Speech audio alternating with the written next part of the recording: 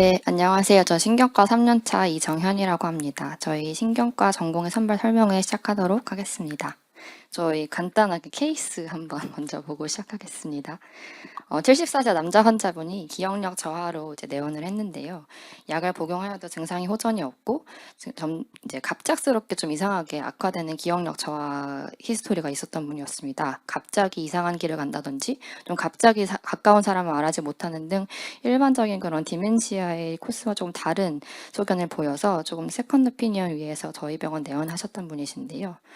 저희가 검사를 했을 때는 인지 기능이나 기억력 전반을 평가하는 그 SNSB라는 검사상에서 경미한 기억력 저하 없이 이제 기억력 저하는 없었고 인지 기능도 거의 정상으로 확인이 되었는데 이에 비해서 이상하게 일상생활 수행이 현저히 낮은 것이 확인이 되었습니다. 그래서 저희가 히스토리를 다시 해보니 환자분께서 이전부터 가끔 아찔하면서 눈앞이 깜깜해지는 증상이 있었다고 하였습니다.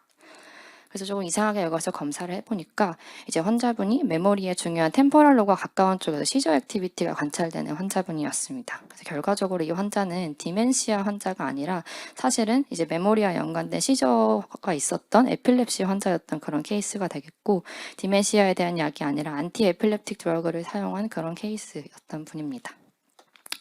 이 외에도 이제 이런 케이스들이 있는데 혹시 한번 보시고 좀 예측되는 그런 DDX가 있으신지 한번 간단하게 한번 생각해 보시면 좋을 것 같고요. 60대 여자가 응급실에 와서 이제 GI 블리딩에 대해서 시술한 이후에 이전보다 의욕이 없고 불러도 대답을 잘 안 해줘요. 혹은 아무 과거력 없는 19살 여자 고등학생이 갑자기 말을 이상하게 빨리 하고 성격 변화가 있고 소리를 지르면서 뛰어다니는 행동을 해요. 30대 여자가 어느 날부터 갑자기 왼쪽 아래에 뽀로로가 굴러다니는 게 자꾸 보여요. 이런 케이스들이 실제로 저희가 임상에서 혹은 응급실에서도 당장 마주치게 되는 그런 케이스들인데 이제 첫 번째 케이스 같은 경우는 예상하셨겠지만 이제 스트로크 환자에 대한 이야기고 그 다음에 19살 여자 환자 같은 경우에는 이제 오토이문 엔세팔라이티스 중에서 NMD 엔세팔라이티스라고 젊은 여성 혹은 이제 오바리안 테라토마와 연관되어서 많이 생기는 그런 엔세팔라이티스 환자 케이스가 되겠고 마지막 환자 같은 뽀로로가 굴러다니는 환자 같은 경우에는 이제 파레탈 옥시피터 템포럴 쪽으로 이제 시저 액티비티 시저가 생기면서 이제 컴플렉스 비주얼 오라가 생기는 그런 케이스가 되겠습니다. 재밌죠? 네. 그래서 이제 뉴럴로지 신경과에는 이제 크게 5가지 분과가 있고요. 스트로크, 에필lep시, 디멘시아, 그다음에 뉴로머스큘러 디지스, 무브먼트 디스오더 이렇게 있다고 생각을 하시면 되겠고 저희 수련도 이런 구분에 기반해서 진행이 되고 있습니다. 사실 신경과 질환 자체는 사실 인간을 인간답게 만드는 그런 의식이라든지 아니면 행동이라든지 인지라든지 이런 거에 대한 질환이 많기 때문에 신경과 같은 경우는 신경계의 질병은 단순히 병을 어떤 생물학적이나 의학적 관점에서 해석할 것이 아니라 환자의 그런 일상생활이라든지 환자의 실존적인 관점까지 덧붙여 고려해야 한다는 게 굉장히 중요하게 되겠고 그런 마인드를 가지고 수련에 임하는 것도 이제 신경과의 큰 매력이라고 생각을 합니다. 이거는 또 케이스인데 이건 제가 1년차 때 봤던 케이스고요. 아무런 과거력 없는 26살 여자가 열나고 머리 아파서 이제 응급실 와서 검사를 했더니 탭에서 이제 셀이 나와서 메닝자이티스, 심플 메닝자이티스 진단하에서 입원을 했는데 환자가 점점점 의식이 더 처지더니 걷지 못하게 되었고 그래서 저희가 MRI랑 이제 스파인 MRI를 찍어봤더니 이제 림빅 엔세팔라이티스와 이제 롱지튜드널 익스텐시브 트랜스버스 마이라이티스 소견이 확인되었습니다.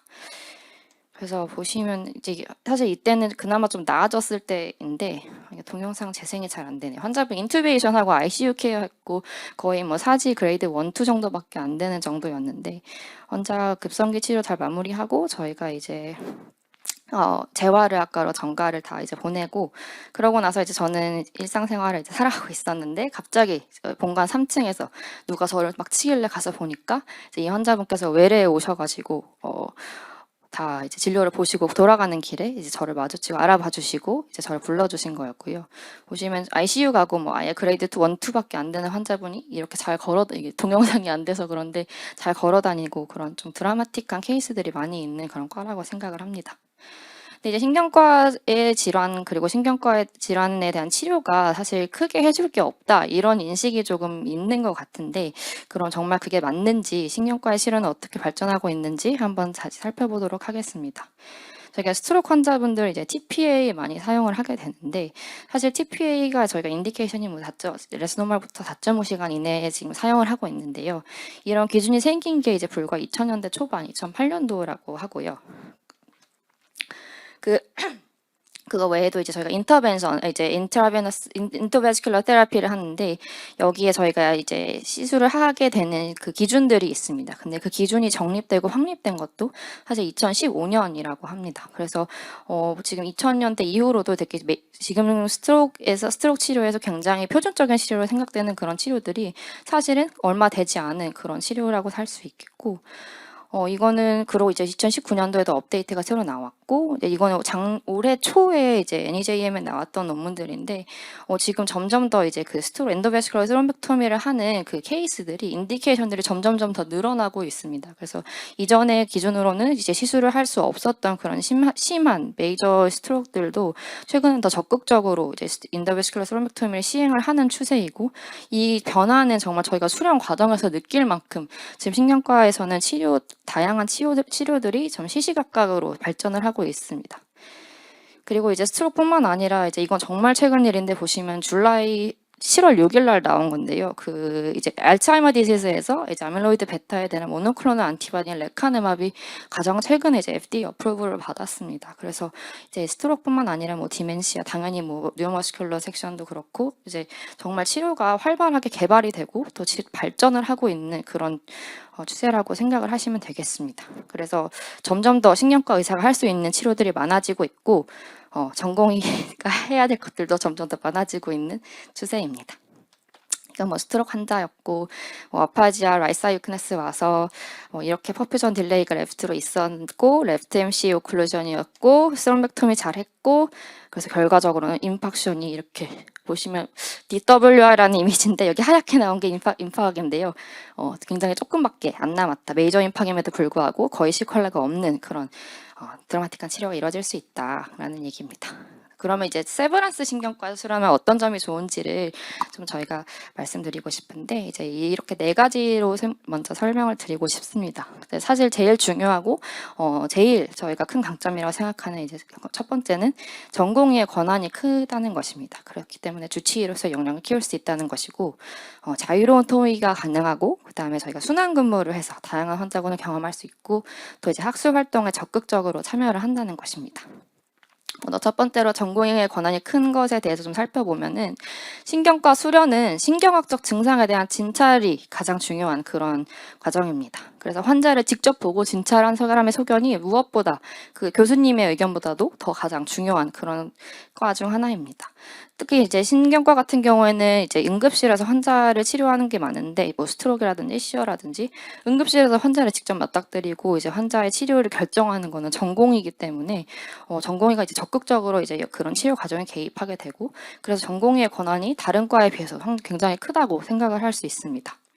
그렇기 때문에 교수님도 이제 전공의를 믿어주시고, 전공의의 선택에 뭐 이러이러한 것도 이러이러한 이유로 이러이러한 결정을 내렸습니다라고 했을 때는 되게 믿어주시고, 또 의사결정을 또 이제 거기서 수정할 게 있으면 알려주시고, 이렇게 좀 토의하는 분위기가 형성되어 있습니다. 하지만 이제 뭐가 뭔지 잘 모르겠고 누군가 상의하고 싶다면 얼마든지 또 상의할 수 있는 의국원들과 동료들과 또 선배들이 있습니다. 저희 의국 분위기 좋은 거는 뭐 많이들 얘기 들으셨을 거라고 생각을 하고요.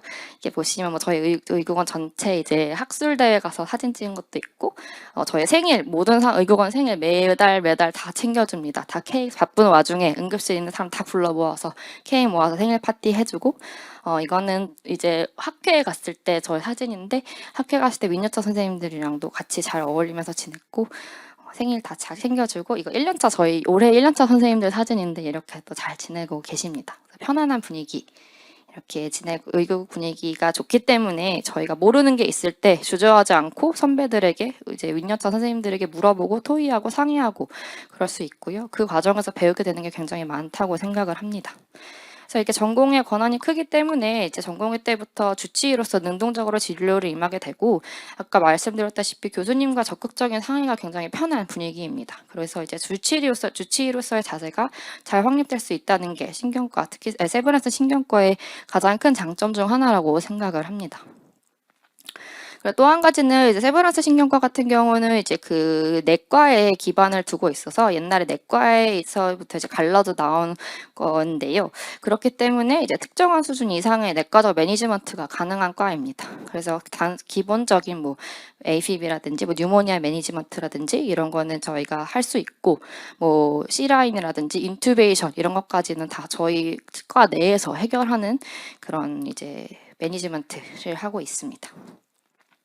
그 다음은 이제 순환 근무를 하는 것인데 신경과 같은 경우는 신촌, 일산, 강남, 용인을 모두 순환을 하게 되고요.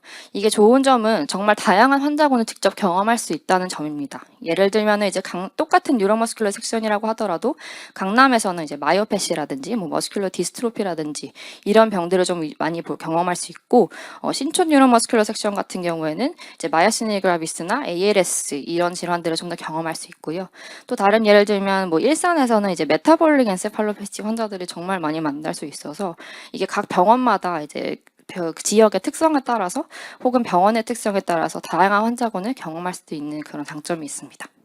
그 다음으로 이제 적극적인 학술 활동인데요. 보시면 다 저희 의국원 지금 다 계시는 분들이 이제 썼던 뭐 논문들 혹은 케이스 리포트들입니다. 포스터들이고 교수님들께서 이제 연구에 적극적으로 교수님들께서 우선 가장 적극적이시기 때문에 저희도 이제 그 분위기를 따라서 교수님들께서도 많이 이제 연구 주제를 주시고 저희도 많이 참여를 하고 또 굉장히 이런 연구 활동을 장려하는 분위기여서 그런 저희 신경과 세브란스 신경과에서 수련하게 되면은 이런 학술 활동에도 적극적으로 참여를 할 수 있게 됩니다. 그 외에도 이제 당연한 이야기들이고요. 좀 더 이제 프랙티컬한 얘기를 하면은 연차별 업무는 이제 입원 환자, 협진 환자는 1년차부터 4년차까지 모두 참여를 하게 되고 1, 2년차는 주로 이제 응급실을 담당을 하게 됩니다. 주중에 데이열과 당직 시간대 이제 응급실을 주로 보게 되고 3, 4년차 같은 경우는 외래 진료와 이제 근전도라든지 뭐 뇌연류 검사라든지 이런 그 검사실에 좀 더 이제 응급실보다는 검사실에서 근무를 하게 됩니다. 그리고 4년차 때는 자율 파견이 있어서 각자 원하는 분야에 이제 다른 병원이라든지 뭐 심지어 다른 나라로 가서 이제 파견할 수 있는 기간도 있습니다. 이전 저희 의국원들이 지금 현재 어디 계시는지에 대한 표인데 업데이트가 된 거는 아닌데 어쨌든 그래도 한번 살펴보면은 많은 분들이 우선 대학병원, 수련병원에 계시고요. 종합병원에 계신 분들도 꽤 되시고 저희가 로컬에서 이제 개원하신 분들도 그래도 몇 분 계시는 걸로 알고 있습니다.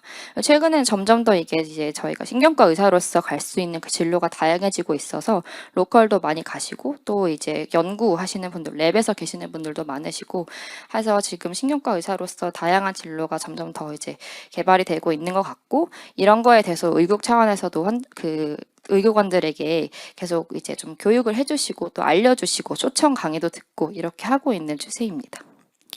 자, 그럼 신경학적 지식을 아직 하나도 모르는데 공부가 부족하면 적응하기 어려운 거 아닌가요? 예.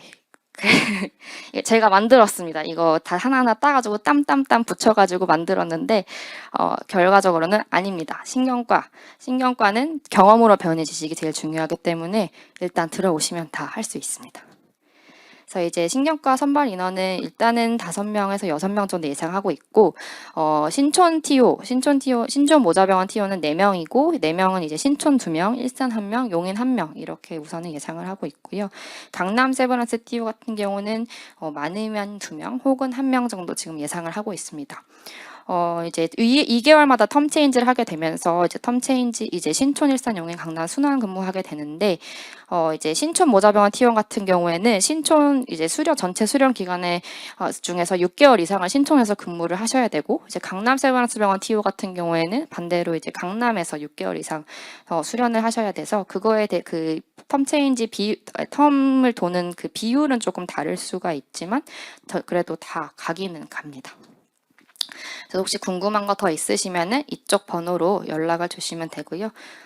여기 적어주시면 될 것 같습니다. 로딩이 결코 적은과는 아니기 때문에 그럼에도 불구하고 이제 열심히 환자 사실 신경과 의사는 되게 부지런해야 되는 것 같고요. 이거는 저희가 컴퓨터 앞에 앉아서는 절대 할 수가 없습니다. 진찰이 가장 중요한 과이기 때문에 직접 환자를 가서 봐야 되고 사실 귀찮은 경우도 굉장히 많은데 그럼에도 불구하고 그걸 다 이겨내고 열정을 가지고 부지런히 할 수 있는 그런 덕목이 중요하지 않을까 제 생각은 그렇습니다.